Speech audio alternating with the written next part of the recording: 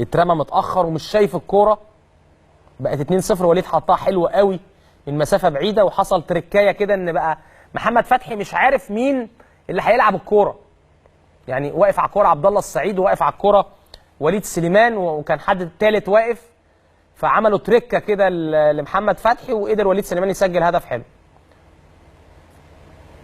دي طبعا كلها فرص للنادي الاهلي، وسليمان كوليبالي بيتحرك جوه ال 18 وبيحاول يعني يلتحم في كل كوره جوه ال 18، عنده اشتياق للكوره. وزي ما قلت لكم دي تعتبر اول مشاركه بالنسبه له، اشترك قبل كده في مش عارف مباراه الداخليه اعتقد برضه في الكاس، بس كانت مده دقيقه.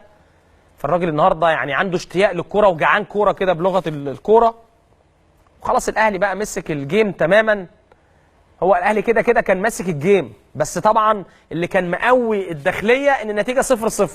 بعد الهدف الاول الامور فتحت تماما لصالح النادي الاهلي، وقدر برضه في ميزه كويسه قوي للاهلي ان هو بيجيب الاول عايز يجيب الثاني، بيجيب الثاني عايز يجيب الثالث. دي لحظه طبعا احراز الهدف الثالث للنادي الاهلي. وسليمان كوليبالي اول اهدافه مع النادي الاهلي حط دماغه، اتحرك وحط دماغه وجهها قويه على يمين محمد فتحي، عملها له عبد الله السعيد بشماله.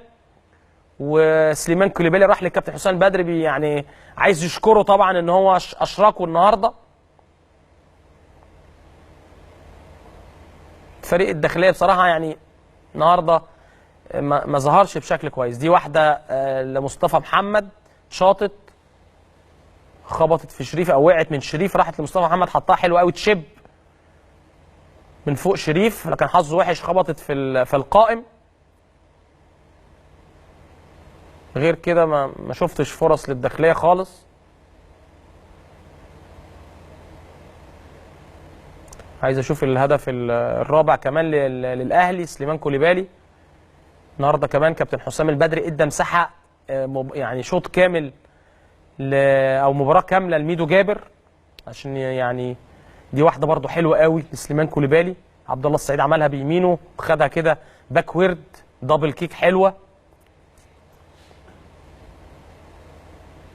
وبعدين هدف برضه حلو قوي لسليمان كوليبالي والشقلباظات، ولا يعني الراجل فتنس كمان جاهز يعني، وعملها حلو قوي بدماغه وركنها في الزاويه البعيده. وعلى فكره الهدف ده صعب مش سهل، ان هو قطع قبل مدافع نادي الداخليه وحط دماغه ووجهها في الزاويه البعيده. فالنهارده ظهور رائع، اول ظهور لسليمان كوليبالي، لازم نديله حقه.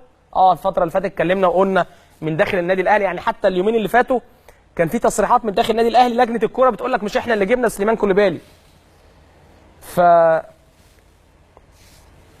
يعني حتى كابتن حسام بدري كان اتكلم وقال ان هو جاب سليمان كوليبالي على اساس الفيديو، والراجل كان في الفيديو كويس. لكن النهارده يعني سليمان كوليبالي بيعمل جيم كويس. بس خلي بالكم دايما تقييم اي مهاجم بيجي الاهلي او الزمالك كمهاجم اجنبي بيبقى خلال فتره كبيره، لكن النهارده بدايه اكتر من ممتازه، بدايه رائعه لسليمان كوليبالي. النهارده بيجيب هدفين، بيتحرك بالشكل ده، فتنس النهارده شكله جاهز. وكابتن حسام يعني برضو اعتقد اشركه بشكل في وقت جيد، وقدر ان هو الولد يثبت نفسه النهارده.